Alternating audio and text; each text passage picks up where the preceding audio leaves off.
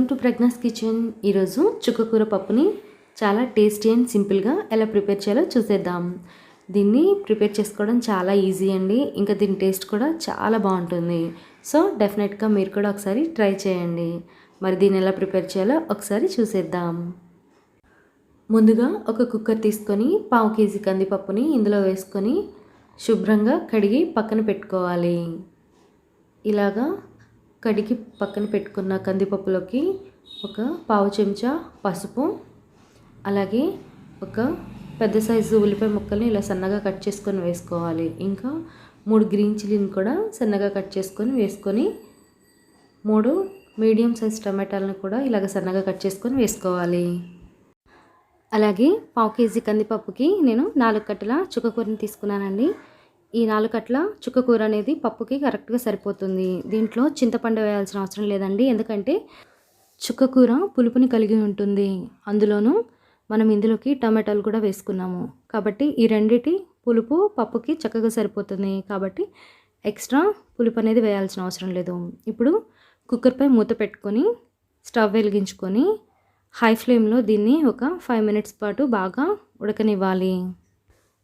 5 minutes అయిన తర్వాత మంటని హై ఫ్లేమ్ నుంచి ఇలా మీడియం ఫ్లేమ్లోకి అడ్జస్ట్ చేసుకొని మరొక 1/2 గంట సేపు దీన్ని చక్కగా ఉడకనివ్వాలి. 15 మినిట్స్ అయిపోయిందండి. అలాగే విజిల్ కూడా వచ్చేసింది. ఇప్పుడు స్టవ్ని ఆఫ్ చేసుకొని కుక్కర్ని పక్కన పెట్టుకుందాము. కుక్కర్లోని ఆవిరంతా పోయేంత వరకు ఇలాగా పక్కన పెట్టుకోవాలండి. ఇప్పుడైతే ఇది ఆవిరిపోయింది. ఒకసారి కుక్కర్ ఓపెన్ చేసి చూసేద్దాము. చూసారు కదండి, పప్పు చాలా చక్కగా మెత్తగా ఉడికిపోయింది. ఇప్పుడు ఇందులోకి ఒక టేబుల్ స్పూన్ కారము, అలాగే రుచికి సరిపడినంత ఉప్పు వేసుకొని పప్పు గుత్తితో ఇలాగా బాగా మెదిపుకోవాలి.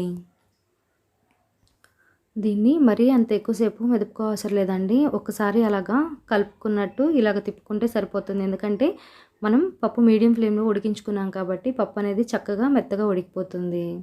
చూసారు కదండి, ఇప్పుడు దీన్ని పక్కన పెట్టి దీనికి పోపును పెట్టుకుందాము. ముందుగా స్టవ్ వెలిగించి స్టవ్ పై ప్యాన్ పెట్టుకొని 2 టేబుల్ స్పూన్ల ఆయిల్ని వేసుకోవాలి.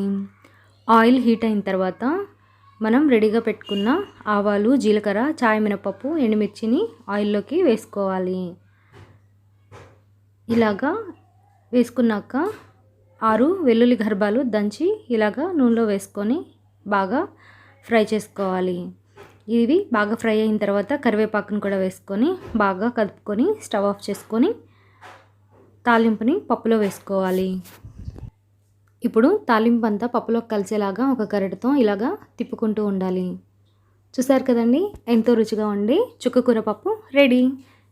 ఈ వీడియో కనుక మీకు నచ్చినట్లయితే లైక్ చేయండి, షేర్ చేయండి, సబ్స్క్రైబ్ చేసుకోవడం మాత్రం మర్చిపోకండి.